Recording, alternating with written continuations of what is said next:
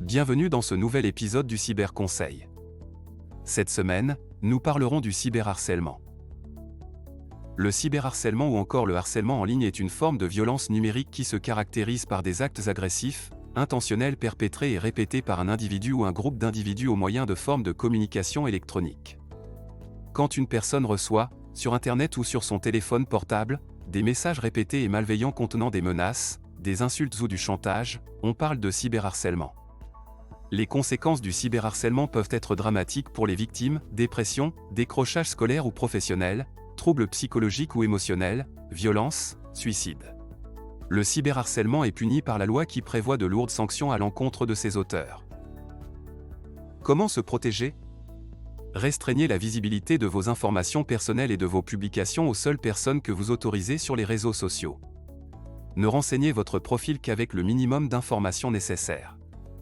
Maîtrisez vos cercles de connaissances en distinguant les différents groupes ou personnes avec lesquels vous échangez et ce que vous partagez avec eux. Faites attention à qui vous parlez et soyez vigilant face aux demandes de contact d'inconnus ou de personnes que vous ne connaissez pas vraiment. Faites attention à ce que vous publiez car elles peuvent être rediffusées ou interprétées au-delà de ce que vous envisagez. Soyez vigilant lorsque vous communiquez des informations personnelles, intimes ou sensibles. De même s'il s'agit d'informations concernant d'autres personnes. Faites preuve de discernement avec certaines informations relayées et vérifiez-les. Elles peuvent être partiellement ou totalement fausses, délibérément ou non, et avoir de graves conséquences pour vous ou les personnes qui en sont le sujet. Que faire si vous êtes victime de cyberharcèlement ?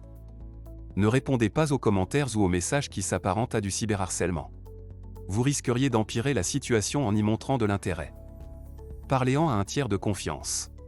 Il faut en parler, par exemple, à un membre de la famille, conjoint, parent, frère, sœur, à un ami, ou encore, dans le cadre scolaire, à un adulte de l'école ou à un camarade de classe. Conservez les preuves. Faites des captures d'écran, conservez les messages et les informations liées aux auteurs du cyberharcèlement. Verrouillez au plus vite les comptes de réseaux sociaux. Modifiez les paramètres de confidentialité de vos comptes de manière à en restreindre la visibilité des harceleurs. Signalez les contenus ou les comportements illicites auprès des plateformes sur lesquelles ils sont présents afin de les faire supprimer. Il est possible de déréférencer un contenu qui a un lien avec vous en demandant de ne plus les afficher. Déposez plainte au commissariat de police ou à la brigade de gendarmerie ou encore par écrit au procureur de la République du tribunal judiciaire dont vous dépendez. C'est tout pour aujourd'hui. Rendez-vous la semaine prochaine pour un nouvel épisode du Cyberconseil. Mais en attendant, suivez toute l'actualité de la cybersécurité sur notre site ainsi que sur nos réseaux sociaux.